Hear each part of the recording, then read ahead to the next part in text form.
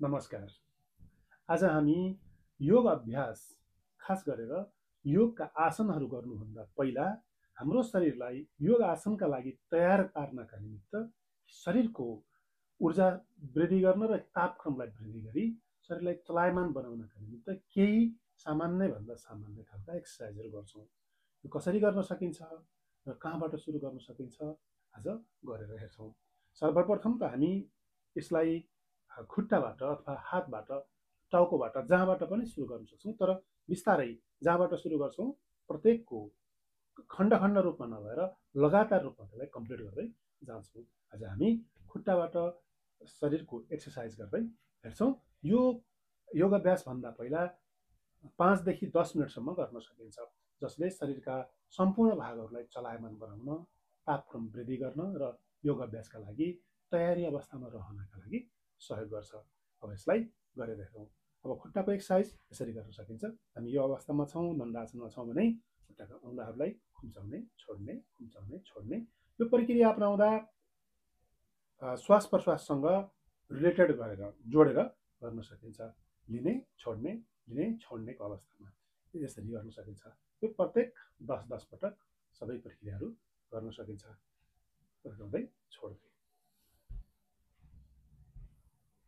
Inhale action, inhale action. यसरी तन्काउँदा भित्र श्वास लिने, यसरी छोड्दा बाहिर श्वास फाल्ने। Inhale action.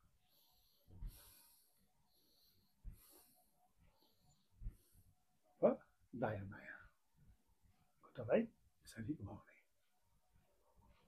अनि फेरि रिभर्स गर्ने। यो अवस्थामा सबैलाई 5 देखि 10 पटकसम्म हामी यो प्रक्रिया अपनाउन सक्छौँ। खुट्टाको एक्सर्साइज फेरि खुम्चाउँदै छोड्दै, खुम्चाउँदै छोड्दै प्रत्येक खुट्टालाई 5-5 पटक, समय छ भने 10-10 पटक। यहाँ तल माथि, तल माथि,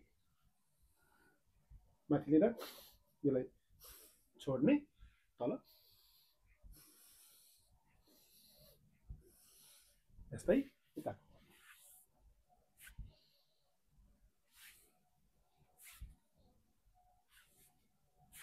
यसरी श्वास प्रश्वास प्रक्रिया र खुट्टाको अथवा शरीरको गतिलाई मिलाएर गर्न सकिन्छ। त्यस्तै यस्तो छ भने यस्तो गर्दा कम्मर तथा खुट्टाको लचिलोपन बढेर जान्छ। त्यस्तै यताको खुट्टामा पनि।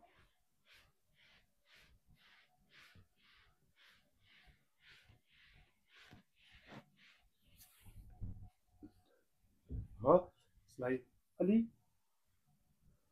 यता लैजान सक्नुहुन्छ। हातलाई तन्काएर यहाँ यसो गर्दा कम्मरको एक्सर्साइज हुने गर्छ।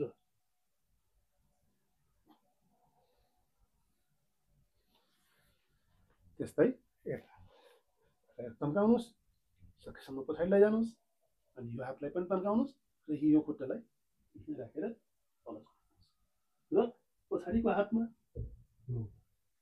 काँधमा हेर्न कोसिस गर्नुहोस्।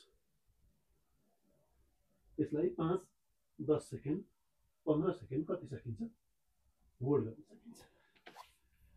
यो त भयो यहाँको।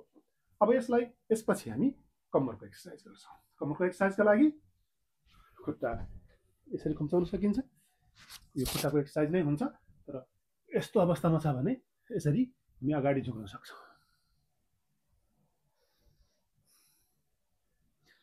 याद गर्नुहोस्, टाउकोले भुइँमा छुनुभन्दा शरीरको भागको यो भागलाई अगाडि झुकाउनका लागि कोसिस गरौँ।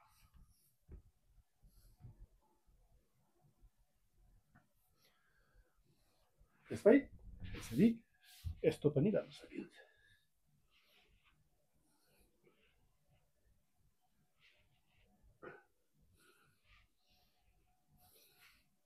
तल जाँदा श्वास फाल्नुहोस्, माथि आउँदा लिनुहोस्।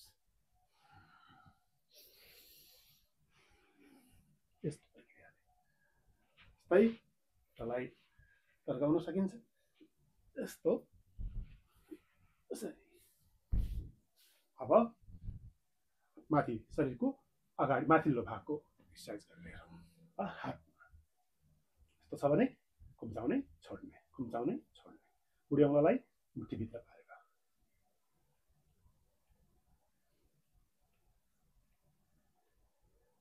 यसरी जस्तै यस्तो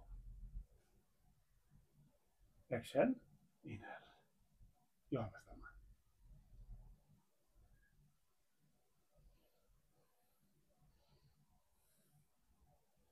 यो पनि 10-10 मिनट गर्न सकिन्छ। यो मुठी पार्नुहोस् र भित्रबाट यस्तो गर्नुहोस्।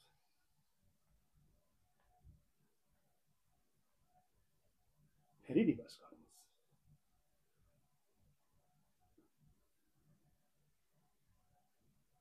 अब फेरि कुइनाको र यसको एक्सर्साइज गरौँ।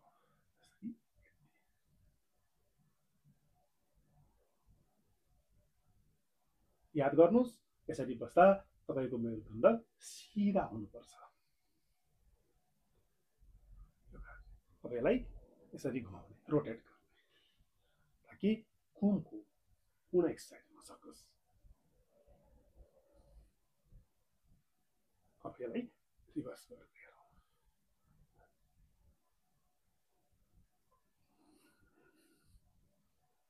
अब हातको माथि पछाडि सकेसम्म तल लैजान कोसिस गर्नुहोस्। याद गर्नुहोस् कि क्रोनिक पेन छ भने, दुखाइ छ भने, हातको शल्य क्रिया गरिएको छ भने यो प्रक्रियालाई तपाईँ स्किप गर्न सक्नुहुन्छ। तपाईँ यसरी एक्सर्साइज गर्दा आफ्नो शरीरलाई राम्रोसँग ध्यान दिनुहोस्।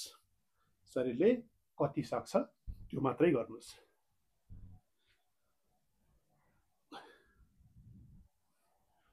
अब टाउकोको एक्सर्साइज गरौँ। दायाँ बायाँ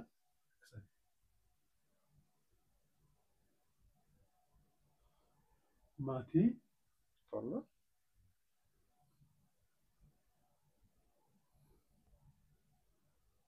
दिनभरि बसेर मोबाइल हेर्दा दुखेको घाँटी गर्दन यस्तो गर्दा टन्किन्छ र धेरै रिलिफ हुन्छ। अब रोटेट गरेर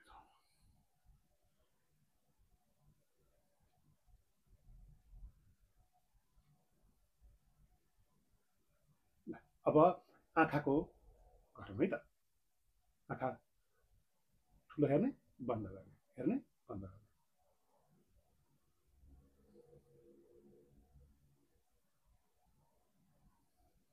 यस्तै आँखालाई रोटेट गर्ने, नघुम शरीरलाई नचलाइकन।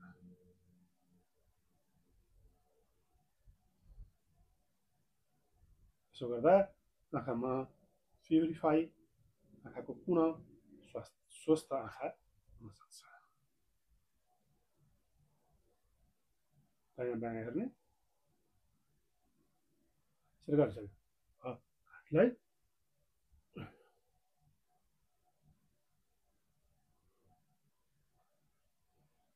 यसरी सामान्यभन्दा सामान्य एक्सर्साइज गरिसकेपछि अब हामी आसनको लागि तयारी अवस्थामा रहन्छौँ।